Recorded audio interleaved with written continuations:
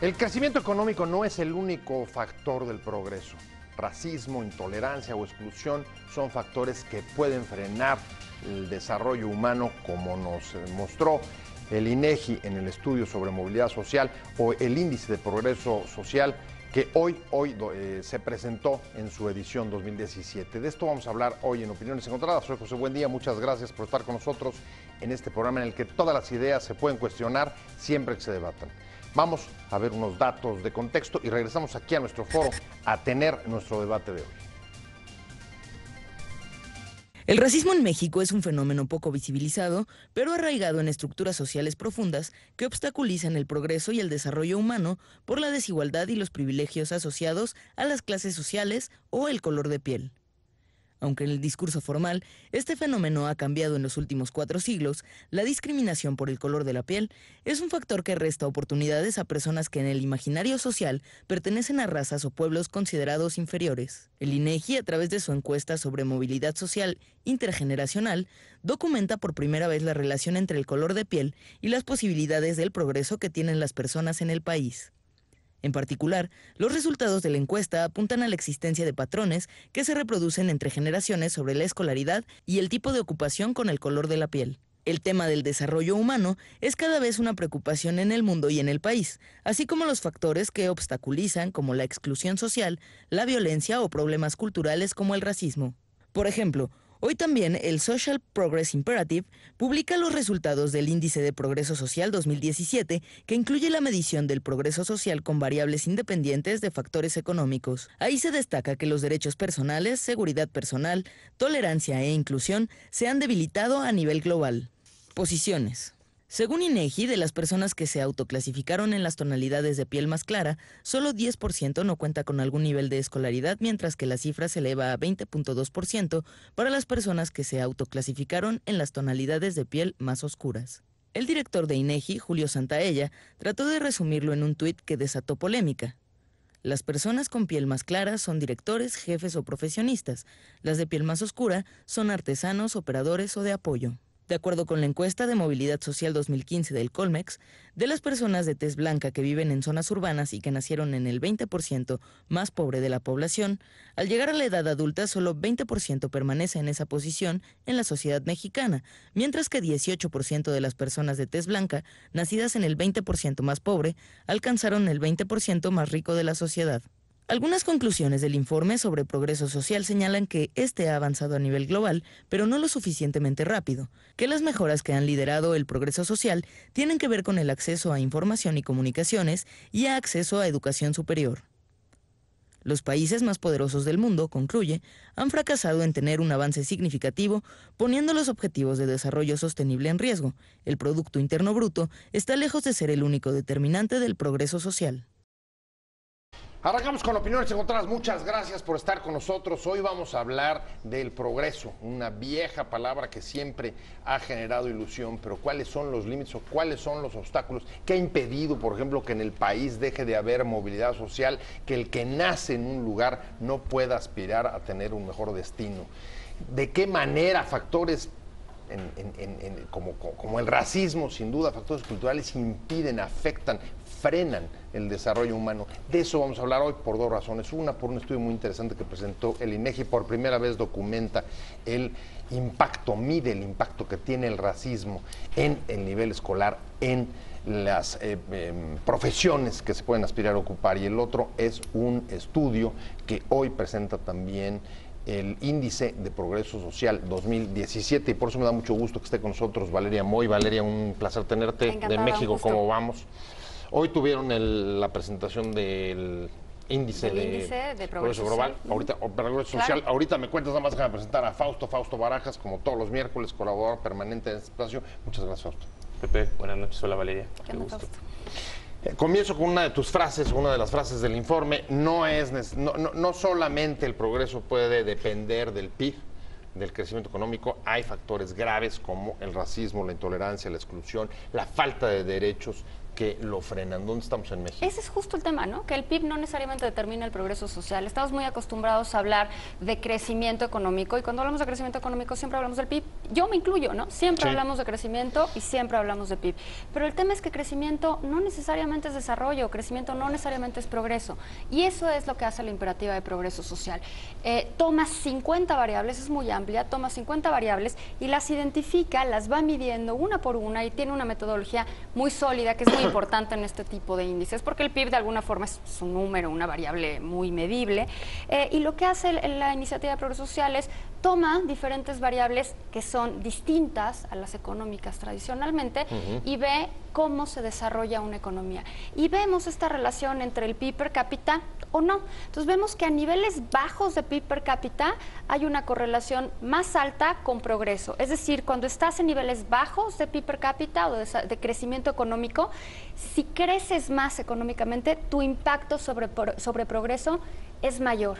Pero esa relación se va rompiendo conforme tu PIB per cápita es más alto. Entonces, por ejemplo, cuando ya estás en niveles de PIB per cápita muy alto, no necesariamente $1,000 más, $2,000 más repercuten en un mayor progreso. México está en el punto medio, está un poquito mejor que media tabla, ocupamos el lugar 48. ¿Entre cuántos? Entre 128. Okay. El lugar 48 entre 128 es una ligera mejoría respecto al lugar 50 que ocupábamos el año pasado, pero estamos por debajo de lo que podríamos alcanzar con el PIB per cápita que tenemos. Fausto, a ver, tomo estas afirmaciones de Valeria y bueno, lo primero que me viene a la cabeza son dos cosas. Una, digamos que el viejo principio del modelo de los últimos 30 años de crece, que luego se derrama, distribuye y todos mejoramos, parece que está en absoluto cuestionamiento. Y dos, ¿en qué momento y por qué este país, digamos, dejó de generar movilidad social? A ver, yo creo que es... ¿Fue cuando llegó ese modelo? A ver, yo creo que siempre ha estado. Yo creo que antes estaba probablemente más parejo, crecíamos de manera mucho más fuerte en los 70s, 80s. El crecimiento económico creo que se vino desacelerando. Creo que herramientas como este índice, yo creo que sí vienen a ayudar mucho a dar, yo creo que un siguiente paso en la medición de los indicadores de cómo distribuyes el crecimiento económico. Creo que esto sí te ayuda y debe ser una herramienta muy importante para los que diseñan política pública en los gobiernos para darle seguimiento. Ha habido estos índices, bueno, la ONU los tiene, en fin, pero creo que sí debemos darles mucho mayor seguimiento a lo que se está midiendo, pues para poder hacer que mejore, digo, hasta el progreso, la desigualdad en este país se vaya cerrando. O sea, una cosa es que puedes tener crecimiento económico y como lo hemos visto en México, el que tengas crecimiento económico que pueda agrandar la desigualdad. Pero es que el dato es muy fuerte, porque si lo entendí, no logrando mayores tasas de PIB per cápita, logras tener ni mayor distribución, ni mayor progreso, ni mayor desarrollo. Mira, con lo tenemos el cual, caso... digamos que un poco el modelo de ponte a crecer y que luego se desparrama está en crisis. Tenemos el caso, por ejemplo, de Perú, que está justo arriba de nosotros en el índice, tiene un poco más progreso social y tiene menor PIB per cápita, ¿no? Ahora, el progreso social incluye muchas otras cosas que van más allá, y este es un punto bien importante, de la distribución de la riqueza y de la distribución del ingreso, ¿no?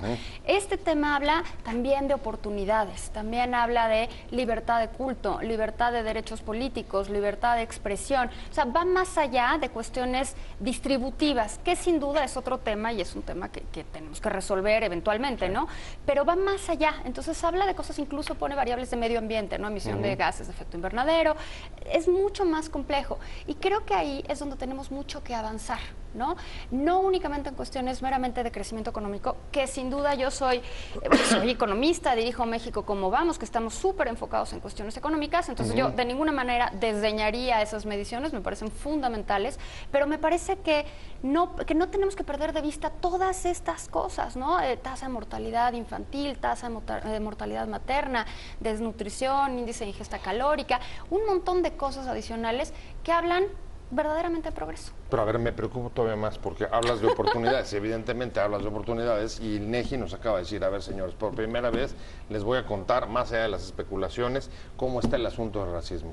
Y dice, tiene un impacto directo el color de la piel o la percepción del color con el que se identifica a cada uno de los que fue encuestado con el nivel de grado escolar que pudo aspirar a alcanzar, así como también el tipo de ocupaciones.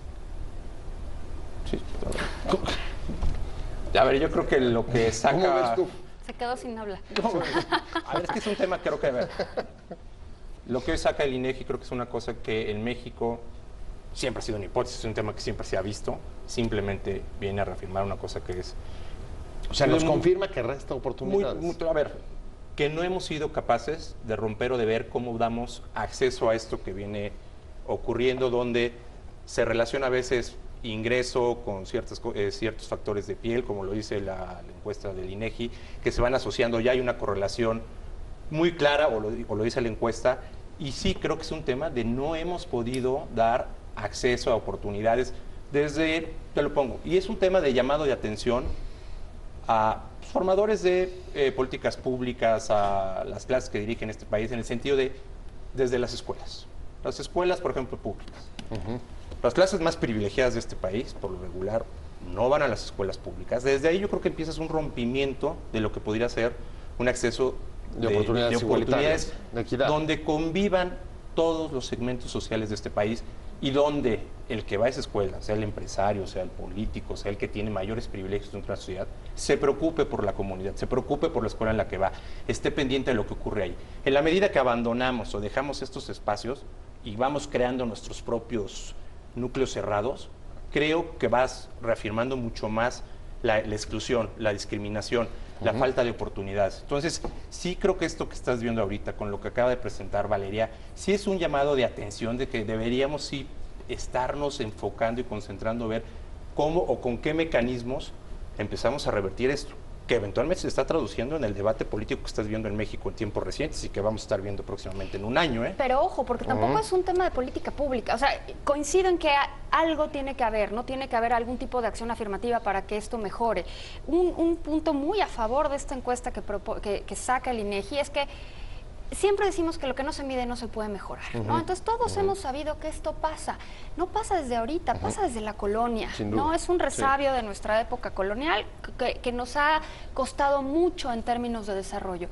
Lo que me encanta del estudio del INEGI es que lo pone sobre la mesa. Me encanta este debate que se ha generado en torno al estudio, porque finalmente le estamos llamando a las cosas por su nombre. Y si no le llamas a las cosas por su nombre, no puedes hacer nada al respecto. Entonces sí hay una cuestión de políticas públicas, coincido plenamente, pero también hay una cuestión de cambiar el chip de nuestras élites, de cambiar la forma en la que pensamos para incluir de distinta manera a todas las capas de la población.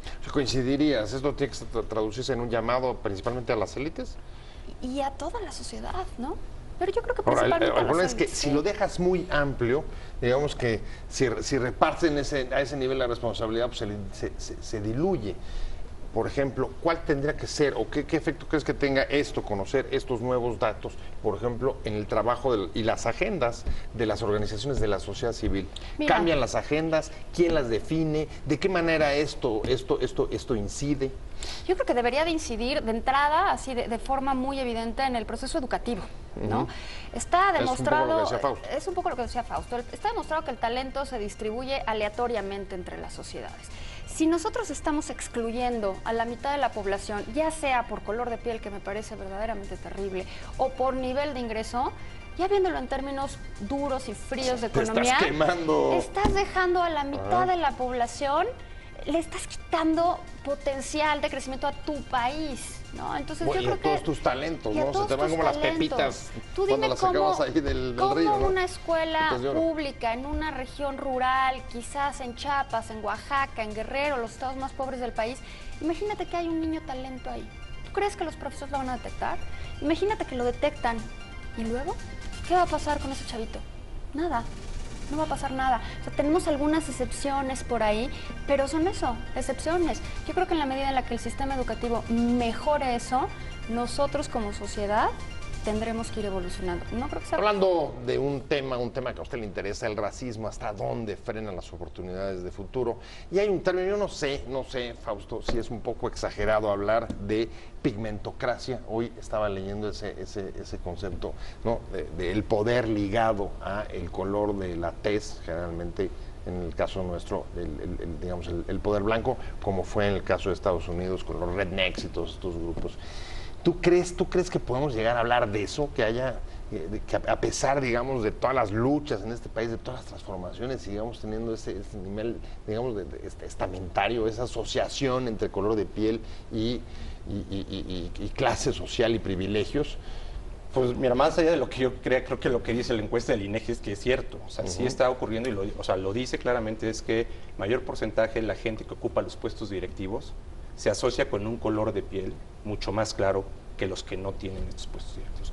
Sin duda hay un tema ahí escondido que se da claramente, que viene, creo que, digamos, desde las escuelas, cómo se va pues, segmentando nuestra sociedad, cómo lo vas, ¿no? Desde que van por el ingreso, quienes tienen los ingresos de ciertas zonas del país que probablemente están vinculadas a color de piel menos clara, y va creciendo y se va volviendo un tema incluso en la contratación y se va reafirmando porque eventualmente son los que tuvieron menos oportunidades de acceso en las mejores escuelas que tuvieron, y me refiero a mejores escuelas con calidad educativa, no de que pagues las mejores colegiaturas, sí.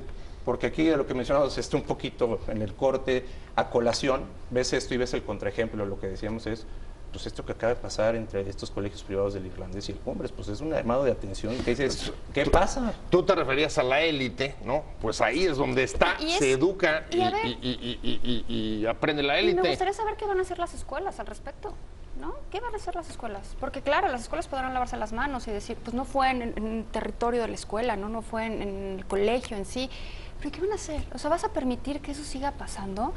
¿Qué onda con los papás? ¿Dónde están los papás? ¿No? ¿Qué está pasando ahí? Sí tenemos, ¿quién está? ¿Hay alguien en la cárcel ya? ¿Hay alguna averiguación? ¿Algo ha pasado? Hay denuncia, yo no sé si hay denuncia. ¿Algo ha pasado? Yo tendría a pensar que no. Y creo que ese es un tema fundamental que tenemos que arreglar. Es un ejemplo, lo de la pelea Cumbres irlandés, Cumbres irlandés, me parece que es solo una muestrita, un botón de muestra de lo que pasa pero relacionado sociedad con algo que desde hace rato nos molesta mucho en este país, que duele, que es el tema de los privilegios. Ahora, es interesante ver lo que motiva este pleito, ¿no? Lo que motiva este pleito es que en un video de un colegio hacen menos a otro colegio, ¿no? Entonces es el racismo dentro de las élites. Es un fenómeno curiosísimo. Se reproduce hasta entre iguales, vaya. Pues es que no se consideran iguales, ese es el tema. ¿Cómo ves, Fausto? A ver, yo creo que eso nos está frenando, porque además esto no podemos dejar de asociarlo incluso con un problema grave que tenemos como el de la violencia, uno de los países más violentos del mundo. Y ver ahorita qué pasa, esto que es un ejemplo, pero te ilustra y lo asocio con el tema del progreso social. ¿Cómo podemos hablar de las cosas cuando los ves en indicadores y no lo llevas a las cosas en concreto que pasan en la sociedad? ¿No? Si tú ves esto y dices, pasa entre, vamos a decir, los grupos sociales parecidos, ¿qué mensaje transmites al resto de la sociedad que ven que son los grupos dominantes? Las personas que escoltan a estos chavos, las personas que trabajan en las... ¿Qué mensaje le mandas a la sociedad? Es, aquí no pasa nada, la impunidad, o sea, aquí el que tiene el poder, el que tiene... Así es. Pues, ¿qué mensaje estamos reafirmando lo que dice el INEGI? Estamos, en términos de progreso social, pues, ¿cuáles libertades? ¿Cómo damos acceso? O sea, se traduce en este tipo de indicadores eventualmente de oportunidades, de ir midiendo libertades de expresión, ir midiendo acceso o trato igual en diferentes estratos de la sociedad. O sea, ¿cómo lo traduces en concreto, no? Y de ahí brincas, pues ves lo que decía Valeria, oye, no hay denuncias. Bueno, estamos hablando de impunidad, estamos hablando de corrupción. El mensaje que transmites en los grupos más privilegiados de la sociedad en México hacia el resto es brutal, de cómo te arreglas, o sea, cómo nos arreglamos, como lo dice el INEGI. Bueno, pues aquí los que tienen menos acceso, oportunidades por color de piel, señores, esto se arregla de otra manera y se arregla en otros lugares. Es que está claro, los valores los transmites tanto con lo que piensas como con lo que dices. Y en este caso, evidentemente, en este país hemos estado dando la lucha contra la corrupción, contra los abusos, contra los privilegios. ¿Cómo te afecta o cómo tienes que cambiar, digamos, tus recursos o tus propias agendas cuando en la práctica los valores que están transmitiendo son esos? Mira, a mí me gustan estos índices porque están poniendo toda esta discusión en la mesa, ¿no? Quizás hace unos años no estaríamos tocando el tema. tal vez lo estaremos tocando nada más de forma como coloquial, sin mucha medición. Pequeño detalle. Aquí vemos en este índice de progreso social, parte de las variables que evalúa es la tolerancia hacia diferentes grupos, tolerancia a homosexuales, tolerancia a diferentes religiones, tolerancia hacia inmigrantes. Curiosamente, con lo único que somos tolerantes es con la homosexualidad. Cuando hablamos de inmigrantes, somos uno de los países menos tolerantes del mundo, ¿no? Más intolerantes. No dudo que esté relacionado con el color de piel por la migración que nosotros recibimos, no la que expulsamos, sino la que nosotros recibimos, ¿no? De Centroamérica. De Centroamérica, básicamente. Estamos en el lugar 86 wow. de 128 países evaluados. Entonces, te das una idea de bastante arriba de la media, incluso de nuestro propio fatal, ¿no? Y empeoramos, o sea, no solo estamos mal, sino que empeoramos. ¿Sabes también dónde empeoramos? En la tolerancia hacia cultos religiosos distintos a los nuestros. Ahí estamos todavía en un lugar peor, en el 92 de 128. Entonces, esta idea de que somos muy incluyentes, pues la verdad es que no lo somos, ¿no? No lo somos muy poco tolerantes a diferentes colores de piel, a diferentes ideas, a diferentes culturas y a diferentes religiones. Y con un agravante que me parece que señala también el estudio, Valeria, y es la preocupación que señala este informe mundial sobre el impacto que está teniendo el retroceso por la xenofobia, por el racismo, por las revueltas de nacionalismos que parecen estar creando de veras un ambiente en el que justo la tolerancia o la intolerancia hacia asuntos religiosos, hacia la migración, empieza a gozar de ambientes de permisibilidad. Regresemos libertades, ¿cómo inciden? Pareciera que no, en el progreso, en las oportunidades, en el desarrollo. Me quedo contigo, Fausto, y en efecto, los datos que daba Valeria son llamativos. El nivel de intolerancia en términos religiosos es muy alta, también hacia la migración. Nada distinto parece que lo que está ocurriendo hoy en el mundo con el resurgir de nacionalismos, xenofobias y racismo. Pues sí, a ver, sí te llama la atención porque en México somos muy dados a siempre decir que somos muy tolerantes, abiertos a lo demás, que somos un país que recibe con brazos abiertos. Creo que estos datos que hay que asimilar e ir viendo, sí te llama mucho, y de lo que estábamos hablando, el tema del racismo, es diferente a lo que a veces vemos respecto al extranjero, ¿no? En películas, de cómo se da el racismo. Aquí es un racismo bien gacho, es un racismo donde marcamos, donde, sí. O sea, no lo hacemos así de diferente porque él es asiático, no, es color de piel, ese es y lo marcamos de alguna manera. O sea, no lo hacemos tan explícito como ocurre en otros lados donde se ve. Pero sí es un tema que viene pegado con los privilegios, o sea, una sociedad de privilegios que aparte discrimina de una manera brutal. Lo dice Valeria, en el índice sale, pues, estamos en los peores lugares. Sí es un tema para reflexionar, porque eso bueno, no nos ha dicho los peores lugares. Les he dicho los peores. Ya nos si amenazó. Quieren, no se los digo, pero a ver, para que no se nos depriman. ¿Dónde ya para salir con algo positivo? Bien. Para salir con algo positivo. Después de dar los peores. Evidentemente los peores donde estamos, que no, si nos queremos sentir un poco mejor, aunque sería un muy mal consuelo, es el tema de seguridad personal, que es lo que más aqueja a Latinoamérica en términos de progreso social, ¿no? Estamos, imagínate, en temas de seguridad personal, ahí se evalúan tasa de homicidios, crímenes violentos, todo está bien medido, no estamos hablando de homicidios solo, sino de tasa de homicidios. Tiene una metodología muy sólida este índice. Ocupamos el lugar 118 de 128, ¿sí? Entonces, ahí te puedes dar una idea de dónde estamos, ¿no? De que según estamos abajo de algunos países en guerra. Estamos abajo de Sudán. De Honduras. Estamos abajo de Sudán, para que te des una idea, ¿no? Entonces, sí estamos en niveles muy bajos y no son inventos, ¿no? O sea, sí está todo documentado, no es percepción, no es ideología, esto está todo fundamentado con datos. Entonces, en temas de tasa de homicidios, nivel de crímenes violentos, nos ubicamos en el lugar 116, 119 en promedio, ¿no? Entonces, eso es donde estamos peor. Evidentemente también hay un tema donde estamos muy mal, imagínate, no tan mal como en estos, pero el tema de corrupción. Ocupamos el lugar, ahora te digo, 90 y tantos, 98 de 128 en temas de corrupción. Y ahí empeoramos sustancialmente, ¿no? Empeoramos 15 lugares en relación a lo que teníamos el año anterior. O sea, solo en un 2016, año, ¿no? De 2016 a 2017 bajamos 15 lugares en el ranking, ¿no? En los temas escándalos de los corrupción. gobernadores, el año de los escándalos de los gobernadores. Pues supongo que sí, ¿no? Supongo que eso es lo que se percibe en este índice. Entonces, pues hay muchos temas en los que tenemos que atacar. Algo que me gusta del índice, para ir metiendo poco a poco la nota positiva, es que da una foto muy clara y te dice los resultados, no te dice cuánto has gastado, porque eso lo tendemos a hacer, ¿no? Cuando se dan políticas públicas es, gasté no sé cuántos miles de millones de pesos en educación, tengo no sé cuántas cámaras instaladas para monitorear la seguridad. Y, o sea, esto lo que mide son los resultados, ¿no? Y en el sentido que mide resultados, da una foto muy clara para los gobiernos y para el sector privado de cuáles son los temas que atacar. No es solo responsabilidad del gobierno, creo que es una responsabilidad compartida entre toda la sociedad. ¿Tú crees que ese mensaje ya llegó a las cúpulas? O sea, estos temas de corrupción, de intolerancia, de racismo, inseguridad, no es solamente un tema de los gobiernos, porque pareciera a veces que los empresarios están un poco como, resuélvelo tú. A ver, yo creo que yo te digo cómo, pero resuélvelo tú. Hay cosas que yo creo sí hay más claras que otras. Yo creo que el tema de la corrupción, seguridad, son cosas que en la sociedad mexicana y empresarios, gobierno, hay claridad del problema y del tema. Lo que creo que nos falta siempre como sociedad es la acción, que ocurran cosas, que empieces a ver, o sea, el tema de seguridad personal. Entonces, creo que ahí tenemos un reto brutal, más allá también de los hombres.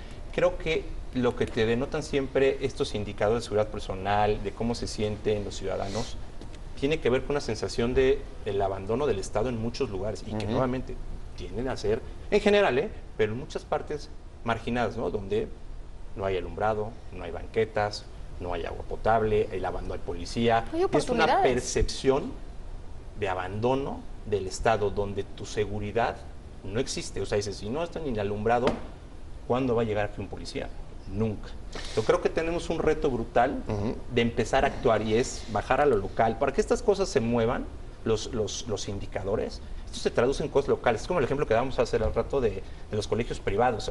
A ver, es esto cómo se traduce en acciones en concreto, cómo se traduce con los trabajadores domésticos, para que puedas empezar a tener mejoras en la sociedad. Y cada uno de estos indicadores tiene, yo creo que acciones muy concretas, o decir cómo te los comes para eventualmente ver mejorías.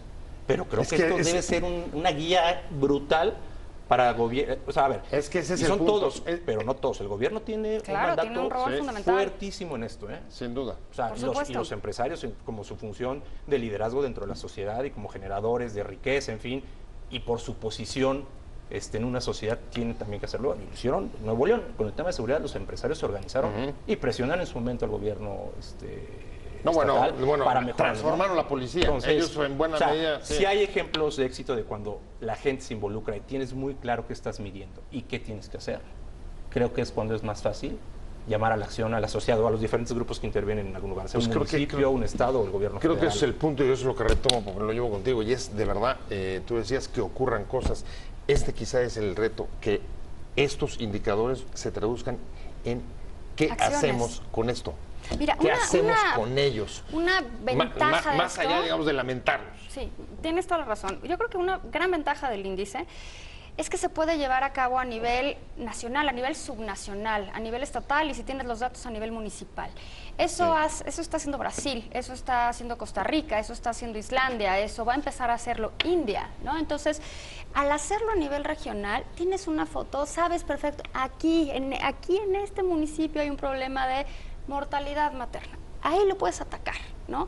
A mí eso me encanta de este índice. Necesita el índice un socio local para que esto baje a nivel estatal, pero si lo logramos hacer, esto le da una herramienta genial a los gobernadores y a todos los tomadores de política pública. ¿Hay un reto? Sí.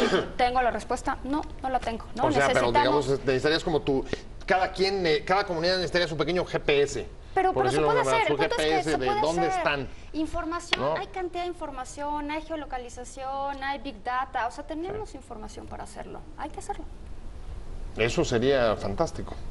No, a ver, yo creo que el reto está y yo creo que lo que se le es muy cierto. O sea, para que esto ocurra, más allá de lo que te acaba sintetizando un índice, un indicador global, es cómo lo vas bajando porque no es lo mismo Chiapas que Nuevo León o la problemática de seguridad en Campeche que en Sonora. Hay particularidades locales, ¿no? Cuando hablamos de Islandia, estamos hablando de 330,000 habitantes. Pero ya estamos hablando de India también. ¿No? Caben en un municipio de México, claro, ¿no? Caben Entonces, me queda claro, sí, el tema es llevarlo a lo local. Y estos deberían ser, de veras, o sea, más allá de los discursos de los gobiernos federales, estatales, municipales, estos deberían ser las organizaciones de la sociedad civil deberían presionar a los gobiernos y decir, a ver, más allá, los indicadores son estos, a ver, ¿cómo vamos a mejorar en esto? Esto es progreso social. Ahí viene la campaña. Ahí viene México, ¿cómo vamos? Ahí viene la campaña. Me imagino que ya deben estar tramando ir y llevárselos. No estaría mal a todos los partidos y a la pero presidencial. también vienen un montón estatales. Nueve elecciones estatales y una cantidad de renovaciones de cargo a nivel municipal brutales. Muchas gracias, Valeria Moy, por haber venido. Presidenta de México, ¿cómo vamos? Fausto Barajas, como siempre, un placer haberte tenido. Gracias, Pepe. Gracias a los dos por haber estado, pero sobre todo gracias a usted por haber estado con nosotros en Opiniones Encontradas. Nos vemos.